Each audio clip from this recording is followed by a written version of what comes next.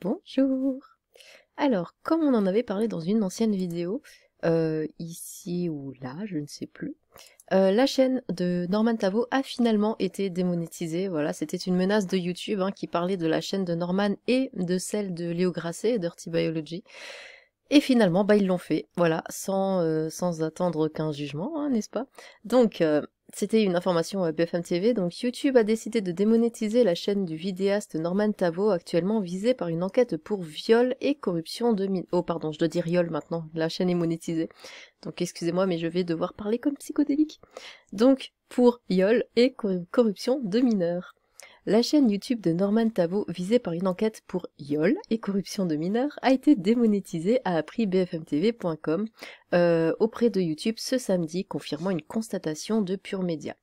Le YouTuber est donc désormais privé de revenus publicitaires de ses vidéos. Nous considérons le harcèlement sexuel sous toutes ses formes comme inacceptable, nous a indiqué un porte-parole de YouTube. Si un contenu inapproprié est signalé sur YouTube, nous supprimons la vidéo et ou les commentaires. Conformément à notre règlement, nous pouvons aussi clôturer les comptes concernés.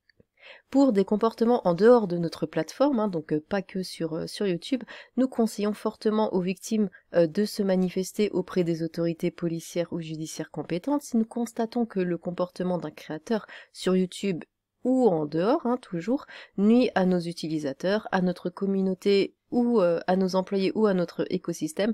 Nous prenons alors des mesures supplémentaires pour les protéger. Donc faites attention, ça concerne pas que YouTube. C'est-à-dire que si vous partez en cacahuète sur Twitter, sur Instagram, ou même voir sur Facebook, c'est fini. 6 plaintes. Un porte-parole de YouTube avait donc indiqué le 6 décembre dernier, Tech Echo, avoir diligenté une enquête interne avant d'éventuelles sanctions.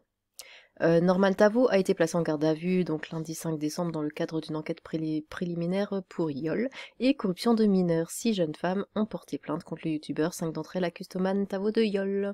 Ils le disent beaucoup trop ce mot.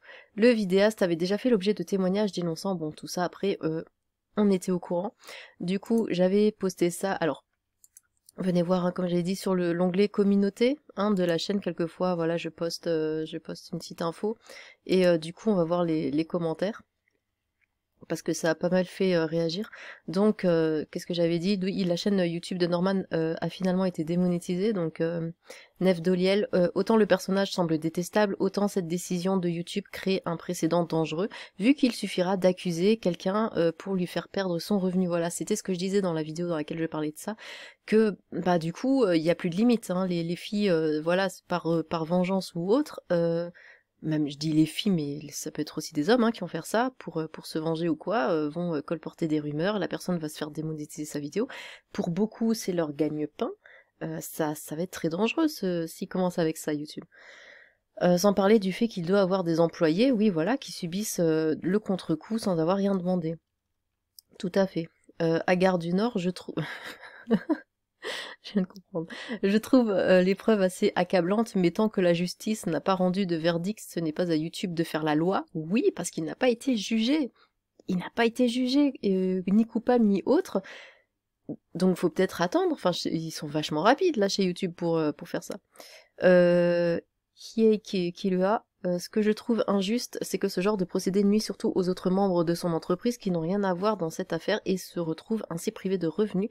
J'ignore combien de personnes bossaient pour lui, mais ils n'ont pas à payer les pots cassés pour ça. Docteur Deltatune, personnellement je suis mitigée sur la question, je sais pas quoi penser. D'une part oui, il y a l'histoire de présomption d'innocence, mais YouTube reste une boîte privée, je ne sais pas si elle a des obligations de s'y soumettre. Cependant, YouTube a ses propres règles et a agi à la lumière de celles-ci, donc je ne sais pas si on est bien placé pour critiquer leurs décisions. Sylvain André, ouais, à chaque fois que j'essaye de me dire nous ne pouvons pas faire pire, ils le font, vive le tribunal populaire. I need holidays, pas sûr qu'elle soit remonétisée s'il est jugé innocent, oui, parce qu'il y a cette question aussi.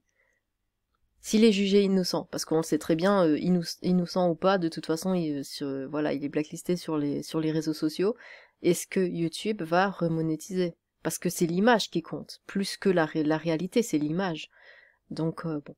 Alicard, c'est tellement problématique ce genre d'action, ce mec n'est même pas passé en jugement, on sait même pas s'il y aura une procédure, imaginons qu'il soit innocenté, enfin qu'il soit innocent, je dis pas qu'il le soit, YouTube a tellement d'autres problèmes à régler, mais là en une semaine c'est bon. Il faut vraiment que ça écorche l'image de la plateforme pour qu'il bouge. Panier Michael, cela devait arriver à un moment ou à un autre, bah oui. Jorik Trainard, mais du coup il a été jugé coupable par un tribunal? Eh non. DS, imaginez juste qu'il est innocent, on a vu un exemple avec Farid El Hayri, c'est pas celui qui a été accusé de viol, et qui, pendant plus d'une vingtaine d'années je crois, et finalement la nana a finalement dit qu'elle avait menti, et qu'il était innocent. Comme c'est bizarre. L'hystérique Burn the Witch, mon petit piton. CP, ils sont au courant, YouTube, qui a la présomption d'innocence jusqu'au procès ou pas? C'est pas des manières de faire ça encore. Après, l'autre cinglé, c'est pas plus mal de le mettre financièrement hors d'état. Oui, mais bon.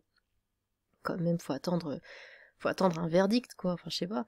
Moi, démonétiser, genre il n'y a plus de pub sur les vidéos, ou démonétiser, genre YouTube va maintenant se gaver encore plus de pognon? Très bonne question. Très bonne question, ça j'y avais pas pensé, dans le sens ces vidéos ne généreront plus de revenus. Ouais, mais ça veut dire quoi du coup? Est-ce que c'est juste, il y aura plus, enfin lui il ne va plus toucher, ou alors c'est YouTube qui va prendre son argent à lui, enfin... Parce que s'il n'y a pas de pub, il n'y a pas d'argent. Mais ils vont laisser les pubs, mais c'est YouTube qui va prendre l'argent à sa place. Maison, s'il est jugé innocent, il sera à nouveau monétisé, rien ne l'empêche de faire des vidéos quand même, on va voir s'il disparaît complètement, c'est que ça sent pas bon cette histoire. Denis Nelissen, ça veut dire qu'il ne touche plus d'argent? Bah oui, hein. Apparemment, il va plus en toucher, effectivement, en tout cas pas de YouTube, t'inquiète, il a mis de côté. Nicolas Leroy, son zizi aura eu raison de son success story.